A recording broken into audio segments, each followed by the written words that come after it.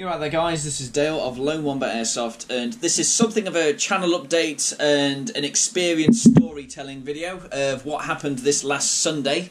We wanted to go to a brand new airsofting site, did not get on with it and went Laser Quest instead, which is what you're watching now, and I'm just going to run this as a background just for me to talk over, just to give you some channel updates and also explain what the hell happened on Sunday and why you're watching laser tag and not an airsofting video. So, first off, why laser tag? Well, we decided to go to a brand new site for the first time. It was a place called Alpha 38 on the Sunday. Never been before. They were having a free game day, completely free entry. It was only £5 for food, but we're looking at it thinking free game day, brand new site, never done it. Why the hell not? So we went as a big group to the site just to have an experience of it, have a look.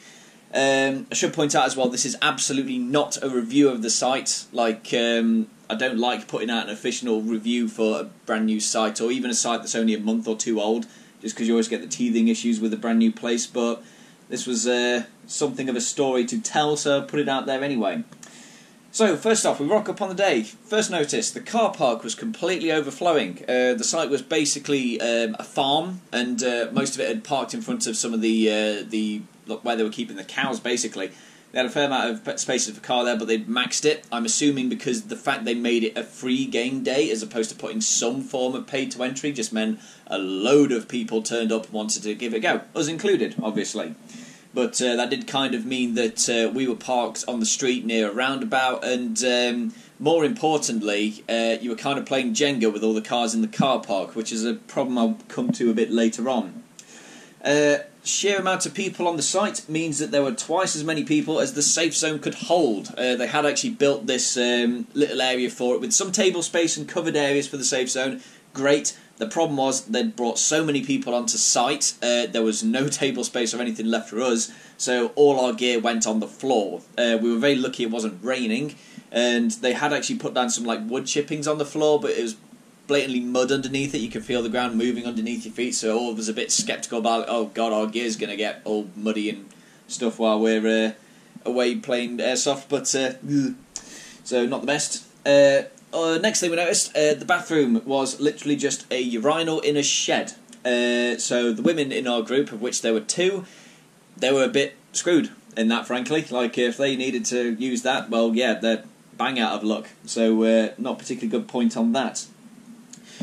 So, we arrived at about 8:45, and the first game was supposed to start at 9:30. So, I figured, yeah, we got there, we got plenty of time to set up, but we ended up standing around for absolutely ages, because they didn't even start the brief until 10:30, an hour after the first game was supposed to start, and then the first game actually began closer to 11 o'clock.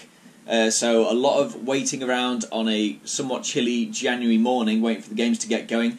I should point out as well, this isn't going to be all bad points about the site. There are some good points on it, and I'll just run through those now. One with the cold in the safe zone, they did actually have a couple of barrel fires going to keep people warm, so you can huddle around those. Great. The safe zone, what little bit there was covered, and they did have seating area. The problem is there was just too many people and they were spilling out of it, but if they kept the numbers to what that site could hold, that would be an okay safe zone. The chrono was done well, because they were giving out tags for the people who did pass the chrono, which is absolutely the way I like to see it. They did serve breakfast and hot food, and as I said, we did pay for lunch on the day, but we didn't actually stick around to get it, but they were serving hot food on the day, and they had a patch stall on the site selling a load of custom patches, gear, and also ammo and stuff. So there are good points to the day. It wasn't all the absolute worst thing ever, but get those out of the way before we carry on with the rest of it. So, why the hell were we stood around the safe zone for the best part of an hour and a half before the games even moved us into the game zone, before we even had the brief? And it comes back to this problem with the car park. We had so many people on site that so many people's other cars were blocking in other people's. So, if someone at the back wanted to move or leave for whatever reason, they had to find at least two people that were blocking them in and get them all going.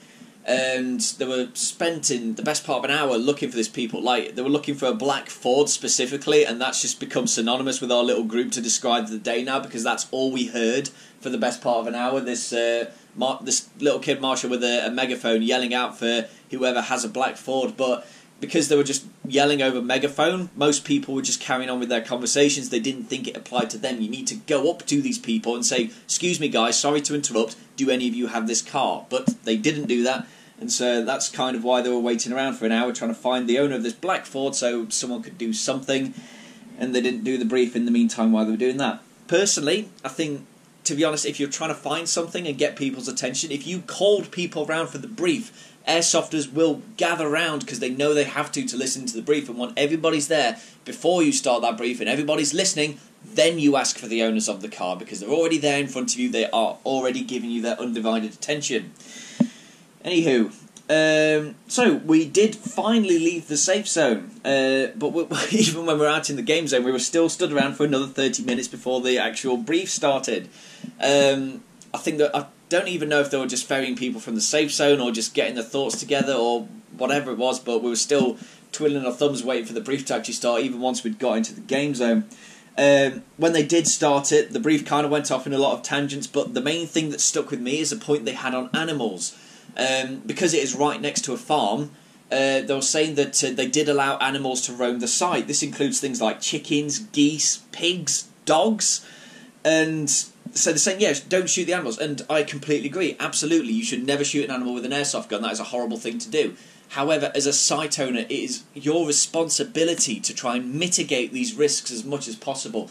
And as vigilant as people are going to be with this, there will absolutely be an instance where an accident happens, and it might even be someone's fault. So say you're a player and you see a shadowy movement in a shrub, you're going to assume it's another player. You're going to put a shot into it. Oh, whoops, turns out it was the farm dog and you've just put its eye out. Good job. So definitely not a fan that they actually allowed these animals to roam around the site on that. So let's talk about the site itself then. Now, the site itself was very boggy. Now, admittedly, middle of January, so it's absolutely to do with the weather in that, but just something to notice walking around. Mostly the terrain was open grass with like these neat rows of tree saplings, and because they were very neat rows and there were saplings so the trees were very thin, they offered no cover whatsoever. If you could get onto the row of these trees, you have a clear shot the straight way down, and the rest of it's just open grass. So there really was not that much cover on offer to play in, so that wasn't particularly fun in the slightest. They did have a couple of tarp things, like this one big tarp structure in the middle, bit of a U shape to kind of walk through, but it was so muddy on the inside, like it came up a couple of inches up your boots. It wasn't pleasant to walk through. Like, it might be an idea, guys, just to chuck some like wood planks down or something, just for people to stand on so they don't immediately sink into the ground in that place. For the rest of it, just having the open trees, no, you desperately need some man-made cover on that. Like, even if you just get like some bits of wood logs or like some wooden fencing or something, nail it to a couple of those trees or prop it up against something. Use the tyres in the safe zone even. Something just to have players to be able to hide behind. Otherwise it's just going to turn into a complete slaughterfest. There wasn't that much player discipline on the site as well, we noticed. The main one that kind of caught our eye was to do with the identifying tags.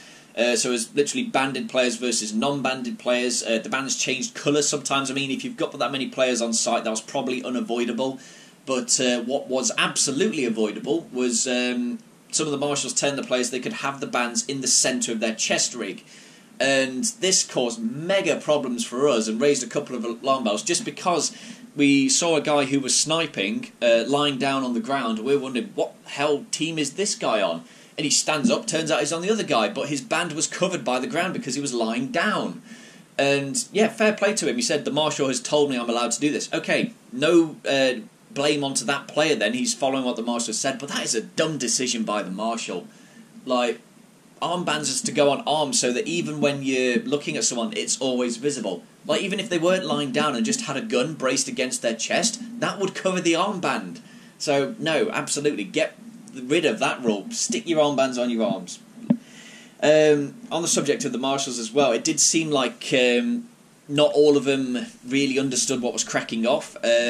Our guy told us that when you were shot you had to wait 30 seconds for a medic and then you could come back this way, implying that you go to the start position and respawn there.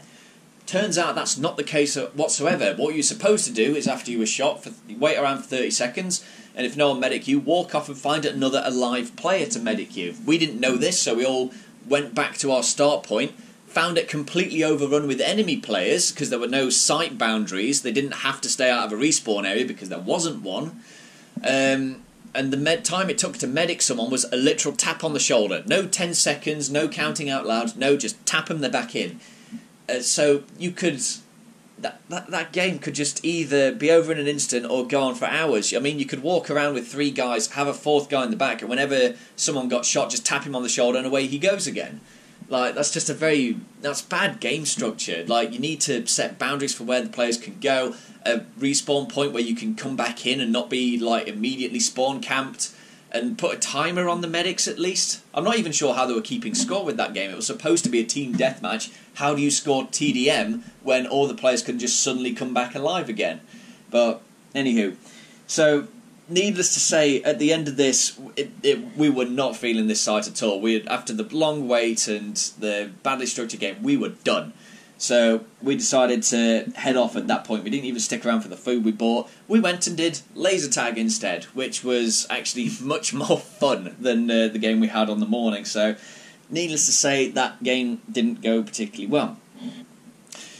So, why am I making this video then? Well, the main inspiration for it, honestly, I think it's an interesting story to tell as a bit of a warning almost of what our day was like with that. As I say, this is not a full review. I plan on going back to that place in like 5-6 months to do a proper review.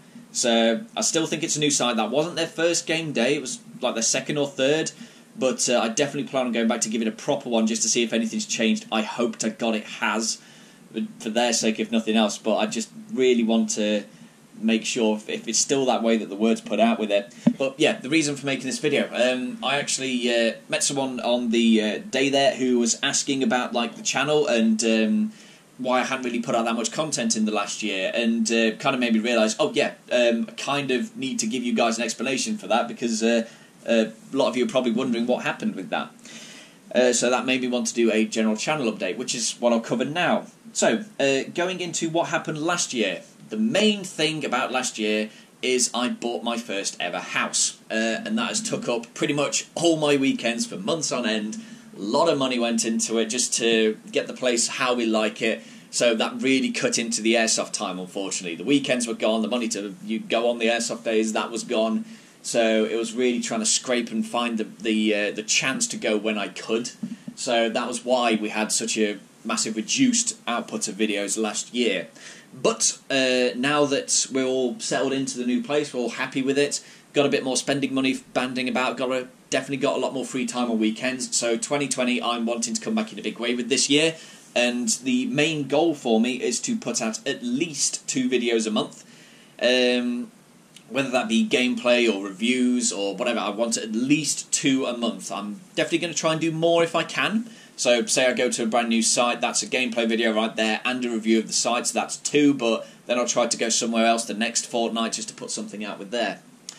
On the subject of videos for next month, I was looking through my back catalogue and I noticed that my first ever video review of Black Dagger Airsoft is coming on 6-7 years old now.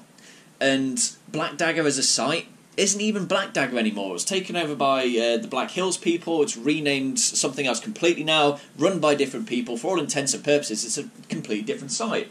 So a lot of my old site reviews are massively outdated at this point. So I'm banding about the idea of doing some re-reviews, just going back to places that I've already been to and reviewed just to see what has changed.